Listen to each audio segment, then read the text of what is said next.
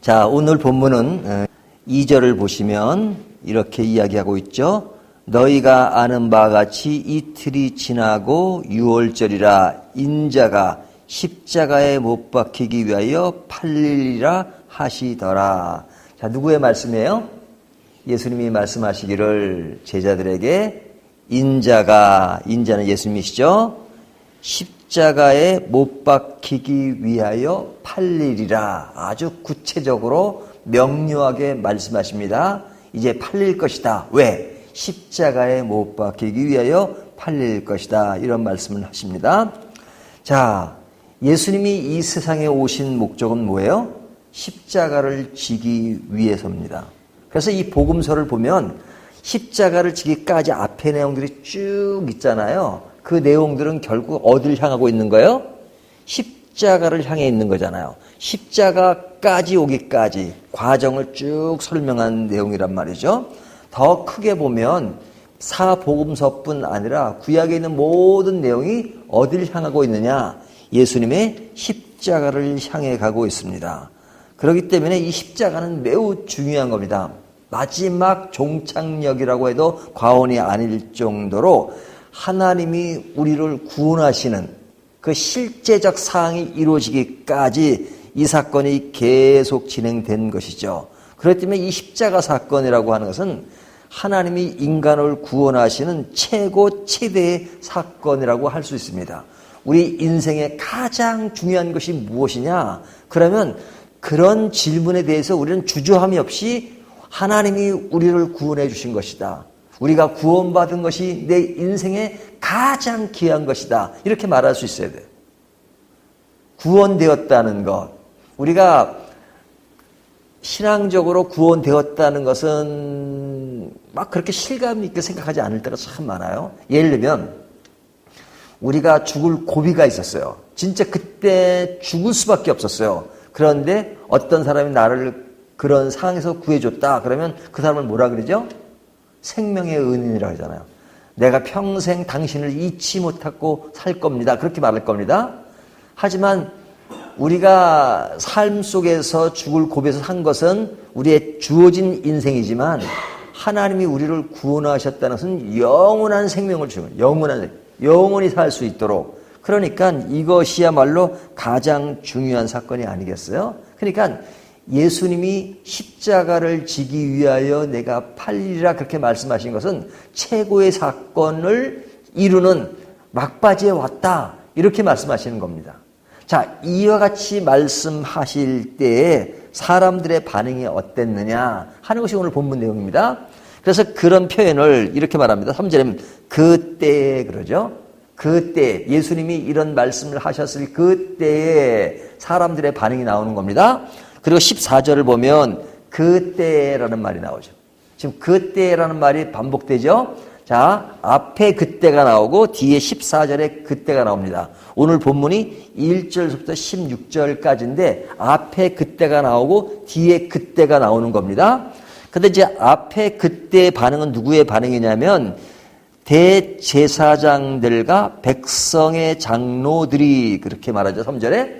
자, 대제사장과 백성의 장로들이 어떤 반응을 보이냐면 4절 보면 예수를 흉계로 잡아 죽이려고 의논하되 예수님을 죽이려고 의논한 겁니다.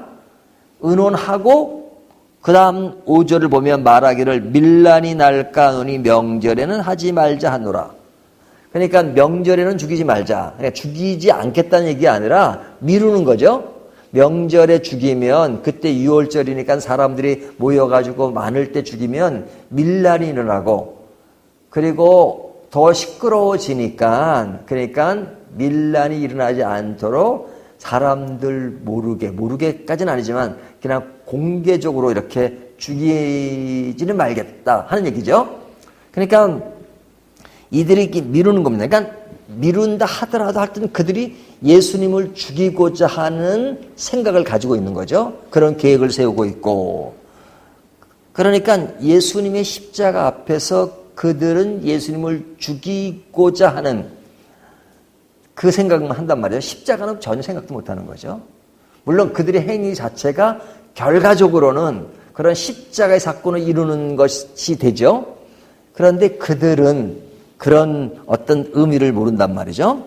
그 다음에 14절에 보면 그때 12 중에 하나인 가룟 유다라 하는 자가 대제사장들에게 가서 말하되 내가 예수를 너에게 넘겨주리니 얼마나 주려느냐 하니 그들이 은 30을 달아주거늘 그가 그때부터 예수를 넘겨줄 기회를 찾더라. 자, 앞에는 예수님을 죽일 기회를 찾는 거고 지금 여기는 은 30에 예수님을 팔려고 하는 거죠.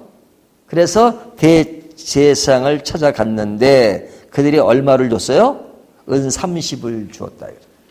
은 30이면 어느 정도 되냐면 120데나리온이에요. 그러니까 120일 동안 받는 노동자의 품삯이에요. 그러면 뭐 하루에 넉넉자 10만 원을 준다 그래도 얼마요? 1200만 원. 그러니까 예수님을 1200만 원 정도에 팔아 넘기는 것이죠. 그러니까 이들은 예수님의 십자가를 이해하지 못하고 그릇된 태도를 보이는 겁니다. 좋지 않은 태도를 보이는 겁니다. 하지만 하나님의 역사는 그들의 그릇된 것임에도 불구하고 그 속에서 하나님의 역사가 진행된다는 것은 참 신비로운 거죠.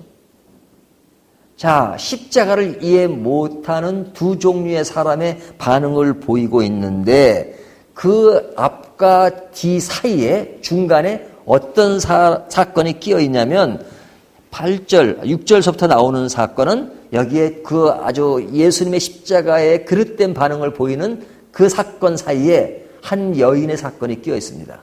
그 여인의 사건이 뭐냐면 6절 예수께서 베다니 나병 환자 시몬의 집에 계실 때에 한 여자가 매우 귀한 향유 한 옥합을 가지고 나와서 식사하는 예수님의 머리에 부으니. 자, 이 여인은 누구죠? 오늘 본문에는 이름이 거론되지 않지만 그러나 다른 복음서에 보면 이 여인이 마리아라는 것을 알 수 있잖아요. 자, 마리아가 지금 귀한 향유 한 옥합을 가지고 나와서 예수님께 부었습니다. 근데 어디에서 부었어요? 나병 환자 베다니 시몬의 집에 계실 때 그러죠. 자, 이 시몬이라는 사람이 어떤 사람인가 하는 것은 오늘 본문에 나오지 않습니다. 하여튼 시몬이라는 이름만 나와요. 근데 그 사람이 나병 환자였다는 거. 그런데 그 집에서 예수님이 식사하실 때 이 마리아가 향유를 붓습니다. 근데 그 향유가 어느 정도의 가격이 되는 것이냐. 학자들은 이렇게 얘기합니다. 1년치 봉급 정도. 그러니까 앞에 가룟 유다가 은 30을 받은 게 120데나리온이면 1년 동안 받는 봉급은 한 300데나리온으로 잡거든요. 300데나리온이면 그 120데나리온의 2배가 넘는 거죠. 그러니까 뭐 하루에 10만 원씩 하면 300되면 한 3천만 원 정도. 그러니까 이 여인들이 이 향유를 가지고 있는 것은 그 시집을 갈 때 시집갈 자금으로 마련한다기도 해요. 그러니까 그것이 귀한 겁니다. 자기의 재산입니다. 근데 이 여인이 그 향유를 예수님께 부은 것입니다. 그러니까 굉장히 귀한 것을 부은 것이죠. 근데 이제 이렇게 부은 것에 대해서 예수님이 어떻게 평가하시냐면 10절 예수께서 하시고 그들에게 이르시되 너희가 어찌 이 여자를 괴롭게 하느냐 그가 내게 좋은 일을 하였느니라 그러죠. 그가 내게 좋은 일을 하였느니라. 제자들은 그것을 보고서 이 비싼 것을 팔아서 가난한 자에게 주면 굉장히 도움이 될 때 이것을 이렇게 낭비하느냐 허비하느냐 이렇게 말하자요. 그때 예수님이 하시는 말씀이 그가 내게 좋은 일을 하였느니라. 그러니 이 여인을 괴롭게 하지 말라. 너희가 어찌하여 이 여자를 괴롭게 하느냐 이렇게 말씀하시죠. 그러니까 그 여인이 한 것은 굉장히 큰 일이다 이렇게 말씀하시는 겁니다. 좋은 일을 했다고 말씀하시는 거예요. 그러면서 하시는 말씀이 12절 이 여자가 내 몸에 이 향유를 부은 것은 내 장례를 위하여 함이니라. 자, 이 여인이 한 것은 무엇으로 했다고요? 내 장례를 위하여. 예수님의 십자가는 죽는 것이죠. 죽는 그 장례를 위하여 했다라고 예수님이 이 여인이 한 일을 십자가와 연결시켜서 이야기하고 있단 말이죠. 이것이 오늘 본문 전체의 내용입니다. 그러면 이 여인에게서 배울 수 있는 것이 뭐냐? 자, 이 여인의 사건은 앞에 그때 바리새인들과 대제사장들과 그 다음에 그 백성의 장로들이 예수님을 죽이려는 음모를 깨하는 것과 뒤에 가룟 유다가 예수님을 팔려고 하는 그 행위 중간에 끼어서 그 여인이 보인 태도는 예수 그리스도의 십자가를 준비하는 그런 모습을 보이고 있잖아요. 어떤 시대의 험난한 분위기 속에서 중간에 이 여자는 시대의 분위기에 끌려가지 않고 예수 그리스도의 십자가를 생각하는 것, 이것이 위대함을 보여주는 거죠. 여러분, 십자가의 그 의미를 아는 것은 우리의 시대상이 늘 좋지 않을 때 이루어지는 겁니다. 그렇죠? 예수님의 십자가를 이해하고 그것을 환호하고 그것을 기뻐하고 이것이 큰 의미를 담고 있다고 생각하는 사람이 많지 않잖아요. 그것을 알지 못하고 그냥 자기들의 욕심과 또 자기들의 자존심을 위해서 예수님을 팔려고 하고 그 다음에 예수님을 죽이려 하는 그런 시대적 흐름 속에서 이 여인은 중간에 무엇을 한 거예요? 예수님의 십자가를 준비하는, 장례를 준비하는 향유를 부은 것, 이것이 굉장히 위대한 것이죠.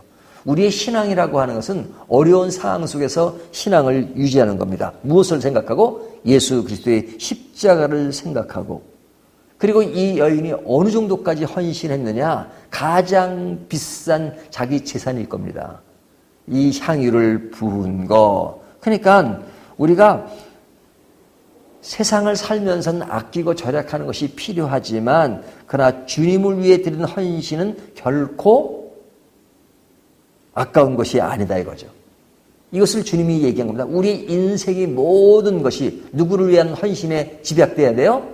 예수 그리스도를 위해서, 하나님 나라를 위해서 헌신되는 것. 그런데 이 여인의 헌신은 예수 그리스도의 십자가를 위한 것이지만 그러나 그것이 십자가 사건으로만 끝나는 것이 아니라 사실은 그것에 대한 다른 영향력이 있는 것입니다. 그 영향이 뭐냐면 6절에 예수께서 베다니 나병 환자 시몬의 집에 계실 때 이 시몬이라는 사람은 만약에 이 여인이 향유를 붓는 일이 없었다면 이 사람은 아마 본문에 기록되지 않았을 겁니다. 나병 환자 베다니의 시몬의 집, 이 사람은 누군지를 잘 몰라요. 하지만 이 사람의 이름이 거론된 것은 그 집에서 무슨 사건이 벌어진 거예요? 이 여인이 향유를 부은 사건이 벌어진 거잖아요. 그 향유를 부은 사건으로 인하여 이 사람의 이름은 오늘날 우리들도 기억할 수 있도록 되은 것이죠. 그러니까 이 사람을 드러낸 것이죠. 그 여인의 사건으로 인하여 나병 환자 시몬의 집이 기억되는 사건, 이것이 다른 사람에게도 영향을 끼친 것입니다. 그러니까 이 여인의 행동이라고 하는 것은 우리에게 시사하는 바가 너무너무 크죠. 그런데 자, 앞뒤 사건은 좋지 않은 면을 보입니다. 그 중간에 이 여인이 보인 사건은 너무너무 아름다운 사건을 보인 겁니다. 그런데 그 안에 또 무슨 일이 있느냐? 제자들의 반응이 나옵니다. 제자들의 반응. 그러니까 이 제자들의 반응은 우리가 좀 이런 표현은 조금 뭐 이렇게 썩 좋은 표현은 아니지만 앞뒤 사건은 영화로 보면 뭐 나쁜 사람, 좋은 사람 이렇게 하잖아요. 뭐 나쁜 사람이라고 평한다면 나쁜 사람, 우리 편이 아닌 적의 어떤 그런 행동 양식을 보여준다는 것이라면 이 여인의 행동은 마치 우리 편, 뭐 그런 행동이라고 볼 수 있죠. 근데 제자들의 그 위치는 어떤 편이에요? 나쁜 양쪽의 편이 아니고 우리 편 쪽의 얘기잖아요. 우리 편 쪽의 얘기예요. 우리가 신앙의 관점에서 볼 때. 그런데 제자들이 그런 상황 속에 어떤 반응을 보였어요? 8절을 보면 이렇게 하죠. 제자들이 보고 분개하여 이르되, 분개했다고 말합니다. 이 화를 내요. 무엇에 대해 화를 낸 겁니까? 그 여인이 예수님께 향유를 부은 것을 보고 화를 내었다. 그도 하는 말이 무슨 의도로 이것을 허비하였느냐. 이것을 비싼 값에 팔아 가난한 자에게 줄 수 있었겠도다 하거늘.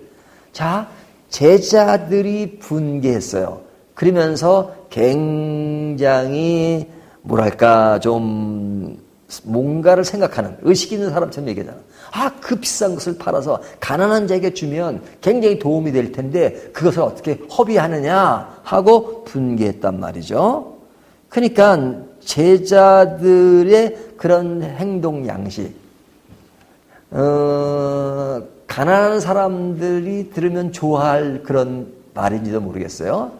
하지만 사실은 이와 같은 성향의 모습은 뭐냐면 사실 제자들이 뭐 그렇게 가난한 사람을 도왔겠어요.